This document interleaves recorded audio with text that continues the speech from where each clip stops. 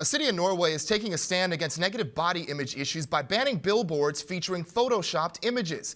The city of Trondheim is the third largest city in the country, and the new policy will keep this legislation at the forefront beginning in 2018 and going all the way through 2030. This news follows a huge debate over how to mitigate negative body image perceptions amongst young people.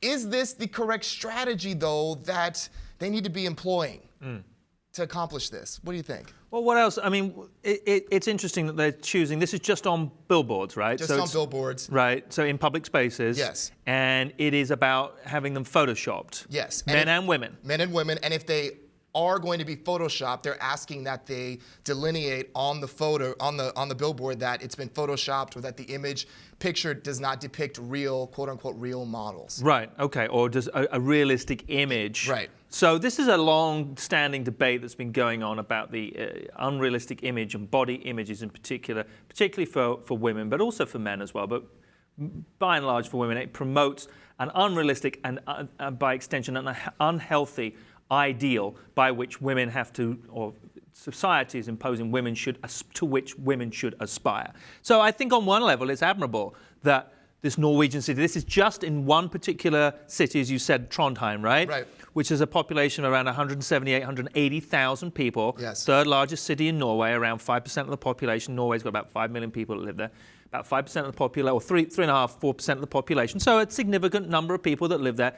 A citywide decision was made. So I think it's admirable. My question, though, back to you is the extent to which you think this is going to address the problem, because I don't know if this is, in some ways, this was certainly an issue that was raised a number of years ago, but now we have, obviously, it's not just online, it's not just billboards, it's magazines, it's newspapers, and it's also more particularly people's social media, and we were discussing this just beforehand. So I'd be interested to know your thoughts on the extent to which social media, which would be outside of this ordinance, is as pernicious, if not more so, in promoting this unrealistic, unhealthy body type and lifestyle, more importantly, because it's this idealized lifestyle to which people are supposed to aspire. Right, and I think that, look, to the point about social media here, my thought is it's a controlled environment. So the things that you're posting on your Instagram, the things that you're posting on your Facebook, your Twitter, are, you get to control that. And so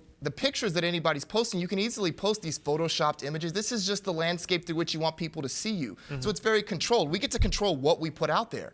And I think that this culture of looking to models and looking to public figures, in magazines, online, I think it does really inhibit one's own self-image, because we're aspiring to be something that, hey, if you really were to look at the non-photoshopped image of some of these celebrities or public figures, they don't really look like that.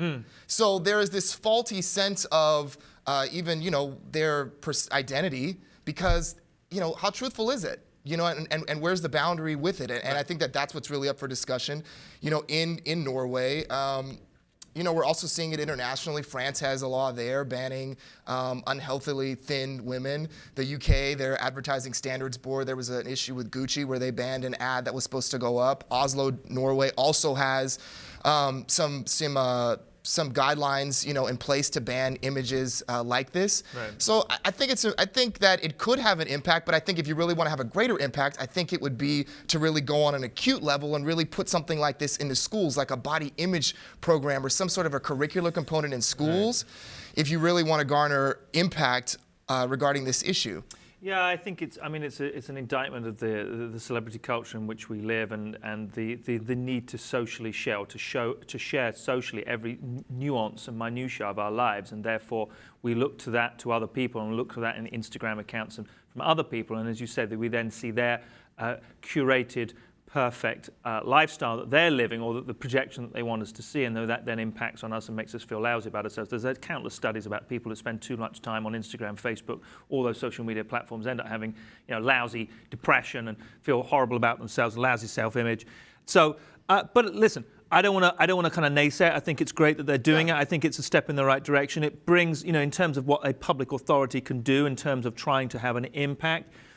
That kind of thing would never work in the United States. No. It would be seen as, government overreach, albeit local government overreach, impacting on how I want to live my life and how the free society and a free commercialization.